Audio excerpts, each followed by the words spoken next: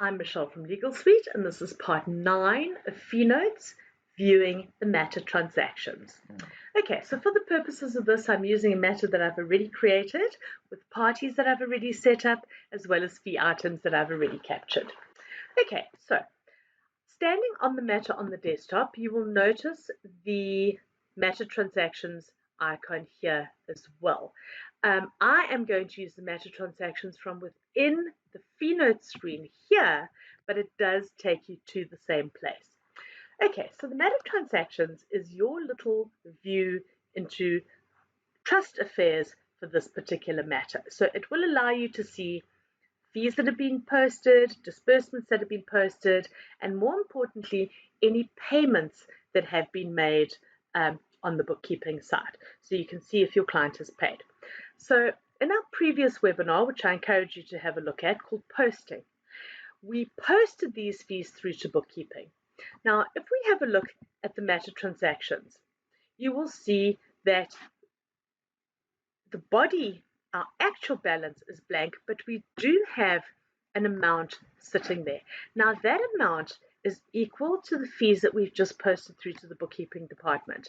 But these fees still need to be captured on the bookkeeping side in order to display over here. So I am going to go down this little list on the left-hand side, and I'm going to look at all, including unposted. And if I click on that, you will see that these items will now appear. And all of these total this amount, which is sitting in a batch waiting to be captured. So the principle of Legal Suite accounting is that items are captured and your bookkeeper has the final say on doing final captures, which will effectively make the items cast in stone. So these items that you see before you have been posted by you and have left the desktop side and are now sitting in accounting waiting to be batched.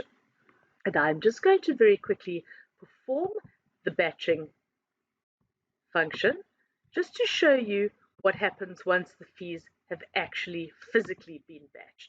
Now, this is something that you would never do, and I'm only doing this for demonstration purposes. Okay, so once your bookkeeper has captured the batch that has been sent through, and we then go to our matter transactions, you can see our actual balance is now appearing with our actual total. So as it appears in black on the screen with an actual balance, this is exactly the items that will be billed to your client by means of a tax invoice once the month-end procedure has been run. Now, the same is true of any reserved and invested amounts. If the money has been reserved but not yet captured in bookkeeping, you would be able to see under reserved. Once it's been captured, it will appear on the actual screen in reserved. Same with invested. An amount comes in for investment, it's receipted, it's assigned to the investment, but before that has been captured, you won't see it in the invested here, you will only see it here.